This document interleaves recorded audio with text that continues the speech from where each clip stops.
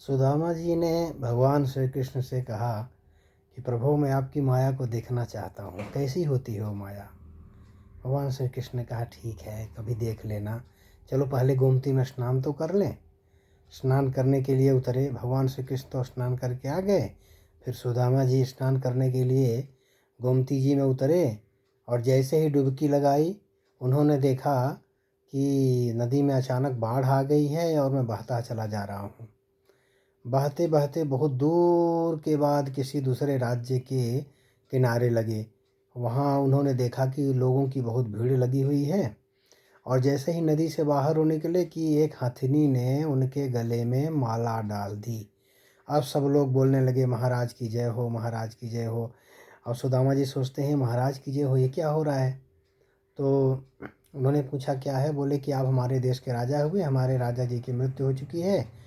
तो हमारे यहाँ नियम है कि ये हथनी जिसके गले में माला डाल दे वही राजा होता है। तो इसलिए आपके गले में हथनी ने माला डाला है तो आप हमारे यहाँ के राजा हो गए। तो सुदामा जी बड़े धर्मसकंड पड़ गए। ज़बरदस्ती लोगों ने पकड़ के उन्हें राजा बना दिया। कुछ दिनों बाद किसी राजकुमारी से विवाह भी हो गया। 12 वर्ष के अंदर 2 बच्चे भी हो गए। अब कुछ दिनों बाद रानी की मृत्यु हो जाती है। अब ये रोने लगते हैं। लोग आए इकट्ठे हुए, बोले रो मत, जहाँ रानी है वहीं आपको भी जाना है। हमारे यहाँ नियम है कि रानी की चिता में ही राजा को भी समाधि दे दी जाती है। तो इस तरह से आप भी जाने की तैयारी करो। अब सुदामा जी का रोना तो भूल गया रानी के लिए, अब अपने लिए रोने लगे। बोले हम तो बाहर से आए हैं, परदेसी हैं, आप लोगों ने राजा बना दिया, ये नियम हमारे लिए थोड़ी ना लागू होगा, क्यों मारना चाहते हो हमको। बोले नियम तो ऐसा ही है हमारे यहाँ, आपको तो जाना ही पड़ेगा। और जब बहुत कोशिश के बाद लोग नहीं माने तो सुदामा जी ने कहा ठीक है भैया, संध्या गायत्री तो कर ही लेने दो। अब स्नान रोते रोते गए नदी में, फिर स्नान के लिए। और स्नान करने के बाद रोते रोते ही बाहर निकले तो देखे तो भगवान श्री कृष्ण पीताम्बर पहन रहे हैं। अब सुदामा जी उनको देख के चौंके और भगवान श्री कृष्ण उनसे बोले क्यों रो रहे हो। उन्होंने कहा हैं, अभी जो था वो क्या था।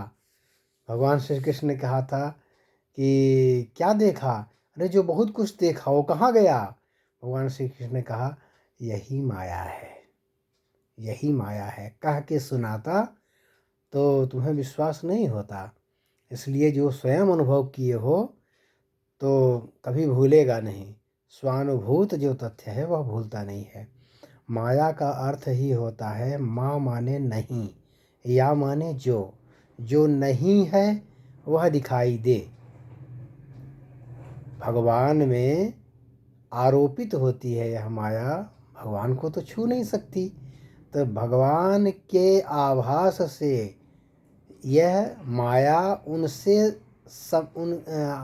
उनके संपर्क में होने के कारण, उनसे लगी हुई, उनसे जुड़ी हुई होने के कारण, परमात्मा की शक्ति होने के कारण सत्य स्वरूप परमात्मा की यह माया सत्य प्रतीत होती है। यह जैसे संसार परमात्मा से प्रकट हुआ, परमात्मा से जुड़ा हुआ, इसलिए यह संसार सत्य प्रतीत होता है। तो यह जो परमात्मा ही सत्य है, ईश्वर ही सत्य है, और परमात्मा ईश्वर भगवान से जुड़े होने के कारण यह माया सत्य प्रतीत होती है। वास्तव में यह मिथ्या ही है और इस पर कोई विजय प्राप्त नहीं कर सकता।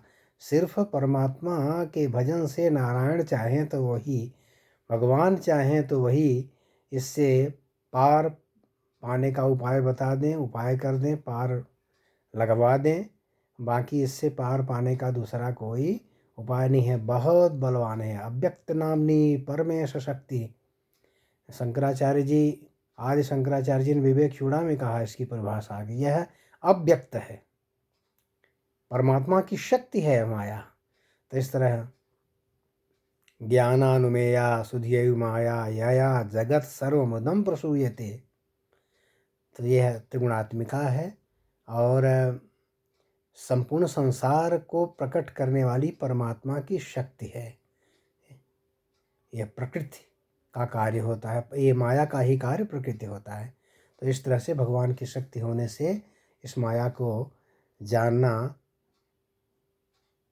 भगवान की कृपा से ही संभव है। और इससे पार पाना भी भगवान की कृपा से ही संभव है। हरि शरणम।